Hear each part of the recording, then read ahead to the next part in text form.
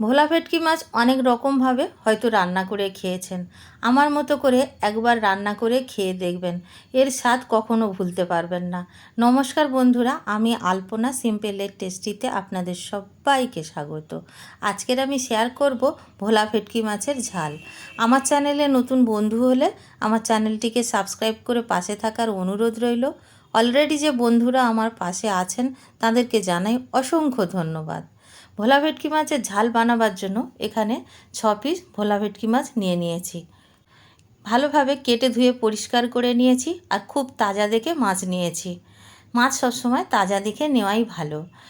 এখানে আমি হাফ চামচ লবণ, হাফ চামচ হলুদ গুঁড়ো দিয়ে দিলাম আর হাফ চামচ লঙ্কার গুঁড়ো দিয়ে দিলাম। খুব ভালো করে ম্যারিনেট করে নিতে হবে। প্রত্যেকটা মাছ আলাদা আলাদা ধরে এইভাবে লবণ, হলুদ, লঙ্কা মাখিয়ে দিতে হবে। বন্ধুরা, এমনিতে হয়তো লবণ হলুদ দিয়ে আমরা মাছ ম্যারিনেট করে থাকি, কিন্তু এই সব সমুদ্রের মাছগুলো কিন্তু একটু লঙ্কা দিয়ে ম্যারিনেট করলে বেশি ভালো লাগে। এখানে আমি গ্যাস জ্বালিয়ে কড়াই বসিয়ে দিয়েছি। কড়াইটা গরম হয়ে যাওয়ার পরে 4 টেবিল চামচ সর্ষের তেল দিয়েছি। তেলটা খুব ভালো করে গরম করে নিতে হবে আর গরম করে নিয়ে কড়ার গায়ে এইভাবে স্প্রেড করে দিতে হবে যাতে মাছগুলো কড়ার গায়ে ধরে না যায়।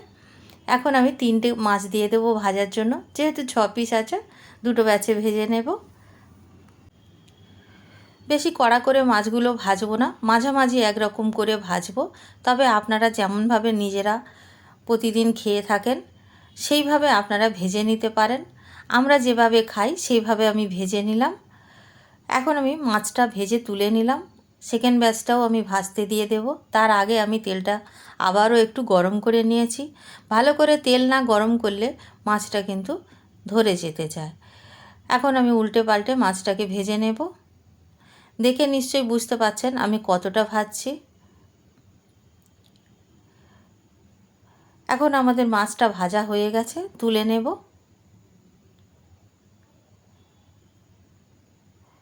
মাছগুলো আমি ভেজে তুলেছি। কতটা ভেজেছি নিশ্চয়ই দেখে বুঝতে পারছেন। কড়াইয়ের মধ্যে তেল কম হয়ে গেছে, আরও 1 টেবিল চামচ তেল দিয়ে নিলাম।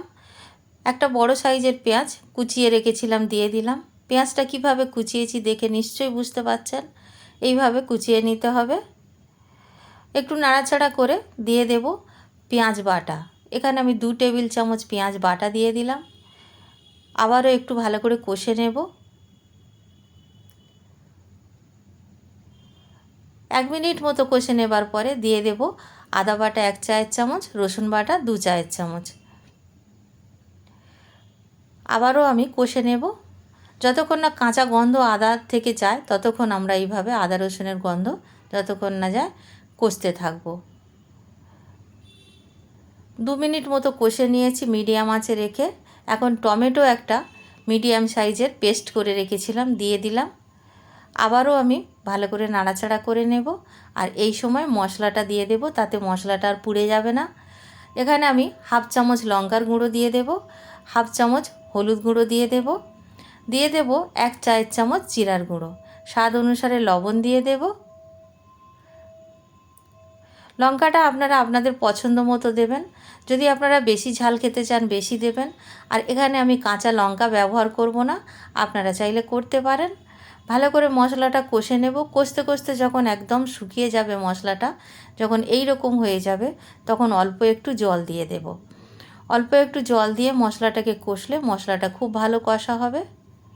অল্প একটু জল দিয়ে দিলাম, দিয়ে মশলাটাকে কষে নিয়েছি। দেখুন এই রকম যখন দেখতে হবে, বাকি ঝোলের জন্য যে জলটা দেব দিয়ে দেব। এখানে আমি 2 কাপ মতো জল দিয়েছি, আপনারা আপনাদের প্রয়োজন মতো দেবেন।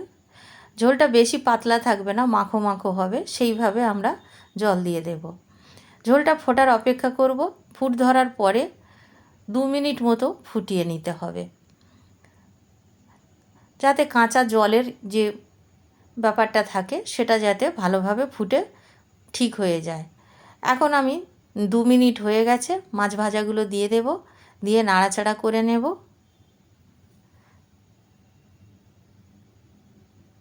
মাছগুলো ঝোলের মধ্যে খুব ভালো করে ডুবিয়ে ডুবিয়ে দিতে হবে। এইভাবে ডুবিয়ে দিয়ে 1 মিনিট মতো ফুটতে দেব প্রথমে। মাছটা 1 মিনিট ফুটে গেছে দেখুন। এখন আমি গরম মশলার গুঁড়ো দিয়ে দেব হাফ চায়ের চামচ, আর এখানে আমি কিছুটা ধনিয়া পাতা দেব, একটু পরে দেব। ভালো করে নাড়াচাড়া আরেকবার করে নেব। নিয়ে এখন ধনিয়া পাতা কুচিটা দিয়ে দেব। আর কিচ্ছু দেবার প্রয়োজন নেই। আমাদের ভোলা ভেটকি মাছের ঝাল অলমোস্ট ডান। আমি গ্যাসের ফ্লেমটা এখন অফ করে দিয়েছি আর একটি পাত্রে সার্ভ করার জন্য নামিয়ে নেব। বাড়িতে বানাবেন, কেমন লাগলো কমেন্ট করে জানাবেন। রেসিপি যদি ভালো লাগে লাইক করবেন, শেয়ার করবেন, নতুন বন্ধু হলে সাবস্ক্রাইব করতে ভুলবেন না যেন। আজকের এই পর্যন্ত, দেখা হবে পরের ভিডিও নতুন কোনো রেসিপির সঙ্গে। সুস্থ থাকবেন, ধন্যবাদ, নমস্কার।